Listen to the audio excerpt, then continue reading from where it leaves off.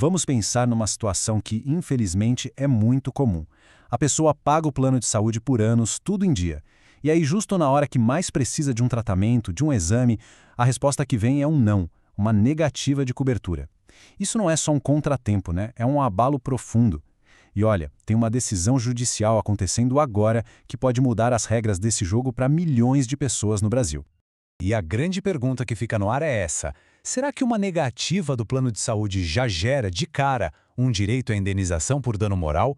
A resposta para isso, que por muito tempo pareceu óbvia, está sendo completamente redefinida nesse exato momento. É exatamente aqui que a nossa análise de hoje começa para valer. Vamos entender juntos o que está em jogo com essa decisão judicial que é, sem dúvida, crucial. Bom, vamos aos fatos. O Superior Tribunal de Justiça, o STJ, bateu o martelo e disse: chega, é hora de ter uma regra única para todo o país. O que deu o pontapé inicial para tudo isso foi um caso específico, o recurso especial número 2197574, que veio lá de São Paulo.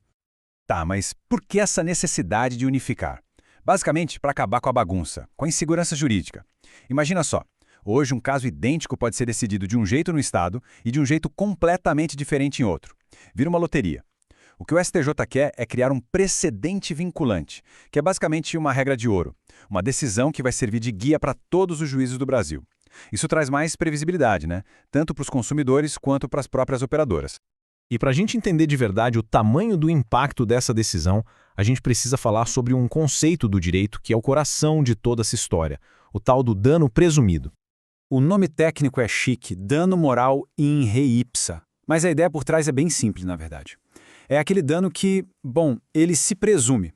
Aconteceu o ato errado, o sofrimento é tão óbvio, tão evidente, que não precisa de prova. Pensa numa situação tão grave que a dor é uma consequência lógica, quase inevitável. E por muito tempo, a negativa de cobertura do plano de saúde foi vista exatamente assim, como um dano presumido. Afinal, a gente está falando do que existe de mais importante, a saúde, a vida. Pensa na angústia de ter um tratamento de câncer negado com aqueles medicamentos mais modernos, às vezes importados, ou uma cirurgia de coração urgente que o plano recusa cobrir o material exato que o médico pediu. E o que dizer dos casos cada vez mais comuns de terapias para crianças com autismo, como o método ABA, que são essenciais para o desenvolvimento delas e mesmo assim são negadas? O judiciário entendia que só a recusa já era por si só um abalo gigantesco. Certo. Mas e agora? O que acontece na prática enquanto o STJ não decide isso de vez? Bom, o efeito imediato dessa medida já é enorme. A decisão do STJ foi muito forte. Nas palavras do próprio tribunal, foi determinada a suspensão dos recursos. Traduzindo isso do juridiquês, milhares, talvez dezenas de milhares de processos sobre esse mesmo assunto estão simplesmente parados, congelados em todo o Brasil. Estão todos aguardando essa definição para saber que rumo tomar. E toda essa espera nos coloca diante de uma encruzilhada. Basicamente, existem dois futuros possíveis, dois cenários bem diferentes, dependendo do que o STJ decidir sobre a relação entre consumidores e planos de saúde. De um lado, se o STJ mantiver o entendimento de que o dano é presumido, a proteção ao consumidor fica mais forte. Se o plano negar indevidamente um serviço de home care para um paciente que precisa, por exemplo, isso já seria o suficiente para gerar uma indenização. Para a operadora, o risco de condenação aumenta. Agora, do outro lado, se o STJ decidir que o dano precisa ser comprovado, a situação muda. O consumidor vai ter que correr atrás de laudos de testemunhas para provar que aquela negativa causou um sofrimento real. É um peso a mais num momento que já é super delicado. E para a operadora, isso provavelmente significaria menos condenações. Então o que a gente percebe é que a decisão nas mãos do STJ não é nem um pouco fácil. O que eles estão fazendo é uma verdadeira busca por um ponto de equilíbrio, por segurança jurídica para todo mundo.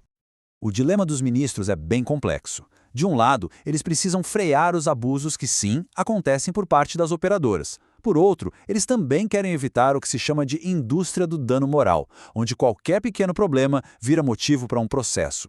O objetivo é garantir que a indenização seja paga para quem sofreu um abalo de verdade, um sofrimento real, e não por um mero aborrecimento. No fim das contas, a grande missão é essa: encontrar um meio termo. Um sistema que proteja de verdade quem teve seu direito à saúde negado, mas sem transformar a indenização por dano moral, que é uma ferramenta tão séria, em algo banal. E isso tudo nos traz de volta à grande questão que é o centro de todo esse debate. Como encontrar o equilíbrio perfeito entre proteger o consumidor, que é a parte mais frágil, sem ao mesmo tempo banalizar o dano moral? A resposta que o STJ vai dar para essa pergunta vai desenhar o futuro da saúde suplementar no Brasil. É uma decisão que todo mundo que tem ou pensa em ter um plano de saúde deveria acompanhar bem de perto.